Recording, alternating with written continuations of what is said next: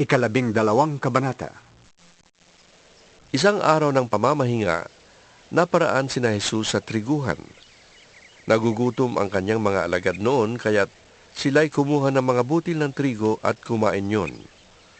Nang makita ito ng mga Pariseo, sinabi nila sa kanya, Tignan mo ang ginagawa ng iyong mga alagad. Bawal yan kung araw ng pamamahinga. Sumagot si Jesus, Hindi ba ninyo nabasa ang ginawa ni David nang magutom siya at ang kanyang mga kasama? Pumasok siya sa bahay ng Diyos, kumain ng tinapay na handog, at pinakain din niya ang kanyang mga kasama. Labag sa kautusan ang ginawa nila, sapagkat ang mga pari lamang ang may karapatang kumain yon.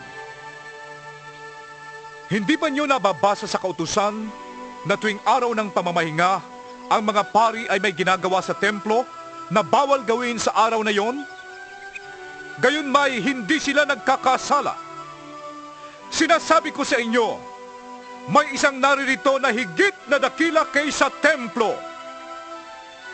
Kung nauunawaan lamang ninyo ang kahulugan ng mga salitang ito, Hindi ang inyong handog sa akin ang nais ko, kundi ang maging mahabagin kayo. hindi sana ninyo hinatulan ang mga walang sala. Ang araw ng pamamahinga ay nasa ilalim ng kapangyarihan ng Anak ng Tao. Pagkaalis ni Jesus sa pook na yon, pumasok siya sa sinagoga. May isang lalaki roong paralisado ang isang kamay. Naroon din ang ilang taong naghahanap ng pagkakataong maparatangan si Jesus. Kaya tinanong nila si Jesus, Naaayon ba sa kautusan na magpagaling kung araw ng pamamahinga? Sumagot siya, Kung kayo'y may tupang nahulog sa balon sa araw ng pamamahinga, hindi ba niyo ito iaahon? Higit na mahalaga ang isang tao kaysa isang tupa. Kaya't naaayon sa kautusan ang gumawa ng mabuti sa araw ng pamamahinga. Pagkatapos, sinabi ni Jesus sa lalaki, Iunat mo ang iyong kamay. iniunat nga ng lalaki ang kanyang kamay at ito'y gumaling gaya ng kabilang kamay. Umalis naman ang mga Pariseyong naroroon at nag-usap-usap kung paano nila maipapapatay si Jesus. Alam ito ni Jesus, kaya't umalis siya roon. Maraming sumunod sa kanya at pinagaling niya ang lahat ng may sakit. Ngunit mahigpit niyang pinagbilin na huwag nilang ipamamalita kung sino siya. Nangyari ito upang matupad ang sinabi ni Propeta Isaias. Narito ang lingkod kong itinangi at hinirang. Iniibig ko ng labis at lubos na kinalulugdan. Ang banal kong espiritu sa kanya'y ibibigay. At doon sa mga bansa, ang hatol ko'y kanyang isasaysay. Hindi nakikipagtalo, mahinahong kong mangusap. Kung siya ay magsalita, sa lansangay di malakas. Hindi sa puputol ng tambong nakahapay, na hindi rin papatayin umaandap na ilawang. Hanggang itong katarungay mapairan niyang ganap. Pag-asa ng mga hentil ay sa kanya ilalagak.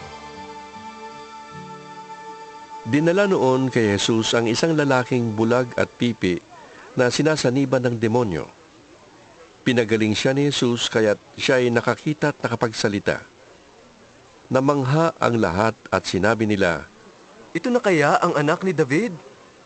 Nang iyo'y marinig ng mga Pariseo, ay sinabi nila, Nakakapagpalayas siya ng mga demonyo sa kapangyarihan ni Beelzebul, ang prinsipe ng mga demonyo. alam ni Jesus ang kanilang iniisip, kaya't sinabi niya, Ang bawat kahariang nahahati at naglalaban-laban ay pabagsak. At alinmang bayan o sambahayang naglalaban-laban ay mawawasak. Kaya't kung si Satanas ang nagpapalayas kay Satanas, kinakalaban niya ang kanyang sarili. Paanong mananatili ang kanyang kaharian? Kung ako'y nagpapalayas ng mga demonyo sa kapangyarihan ng Beelzebul, kaninong kapangyarihan naman nagpapalayas ng demonyo ang inyong mga tagasunod? Ang mga tagasunod ninyo ang magpapatunay na maling-mali kayo. Ngunit kung ako'y nagpapalayas ng mga demonyo sa kapangyarihan ng Espiritu ng Diyos, nangangahulugang dumating na sa inyo ang paghahari ng Diyos. Hindi mapapasok ang bahay ng isang taong malakas kung hindi mo na siya gagapusin. Kung nakagapos na siya, saka pa lamang malolooban ang bahay niya. Ang hindi panig sa akin ay laban sa akin. At ang hindi ko kasama sa pag-iipon ay nagkakalat. Kaya't sinasabi ko sa inyo, patatawarin ang anumang kasalanan at paglapastangan sa Diyos. Ngunit hindi patatawarin Ang anumang paglapastangan sa Espiritu Santo. Ang sinumang magsalita laban sa anak ng tao ay mapapatawad.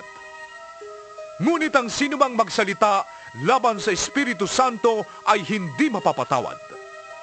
Maging sa buhay na ito o sa kabilang buhay. Sinasabi ninyong mabuti ang punong kahoy. Kung mabuti ang kanyang bunga, at masama ang punong kahoy kung masama ang kanyang bunga. Sapagkat sa bunga nakikilala ang puno.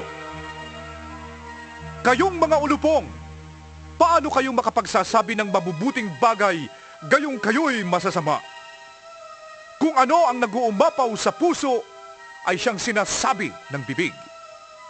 Mabuting sinasabi ng mabuting tao sapagkat puno ng kabutihan ang kanyang puso. Masama ang sinasabi ng masamang tao sapagkat puno ng kasamaan ang kanyang puso.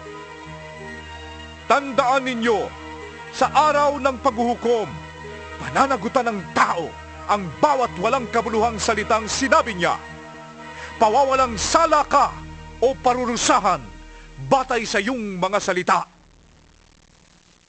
Sinabi naman sa kanya ng ilang tagapagturo ng kautusan at pariseo, Guro, maaari po bang magpakita kayo sa amin ng isang tanda mula sa langit? sumagot si Jesus. Lahing masama at taksil sa Diyos. Naghahanap kayo ng tanda, ngunit walang himalang ipapakita sa inyo, maliban sa himalang nangyari kay Propeta Jonas. Kung paanong si Jonas ay 3 araw at 3 gabing nasa tiyan ng dambuhalang isda, ang anak ng tao ay 3 araw at 3 gabi ring sasailalim ng lupa. Sa araw ng paghuhukom, titindig ang mga taga-Ninive at sasaksi laban sa lahing ito, sapagkat nagsisi sila matapos pangaralan ni Jonas. Ngunit higit pa kay Jonas ang naririto. Sa araw na yon, titindig din ang reyna ng timog at sasaksi laban sa lahing ito, sapagkat naglakbay siya mula sa dulo ng daigdig upang masaksihan ang karunungan ni Solomon. Ngunit higit pa kay Solomon ang naririto ngayon. Kapag ang masamang espiritu ay lumabas mula sa isang tao, siya'y gumagala sa mga lupaing tigang upang maghanap ng mapagpapahingahan. Kung wala itong matagpuan, ay sinasabi niya sa sarili, babalik ako sa tahanang aking pinanggalingan. Pagbabalik niya ay makikita niya itong walang laman, malinis at maayos. Kaya't aalis siya at magsasama pa ng 7 espiritong mas masama pa kaysa sa kanya at papasok sila at maninirahan doon. Dahil dito, ang kanyang magiging kalagayan ay mas masama pa kaysa dati. Ganyan ang mangyayari sa masamang lahing ito. Habang si Jesus ay nangangaral, dumating ang kanyang ina at mga kapatid. Naghihintay sila sa labas at ibig siyang makausap. May nagsabi kay Jesus, Nasa labas po ang inyong ina at mga kapatid. Ibig nila kayong makausap. ngunit sinabi niya, Sino ang aking ina? At sino-sino ang aking mga kapatid? itinuro niya ang kanyang mga alagad at sinabi, Ito ang aking ina at mga kapatid. sapagkat ang sino mang sumusunod sa kalooban ng aking amang nasa langit, yun ang aking mga kapatid at ina.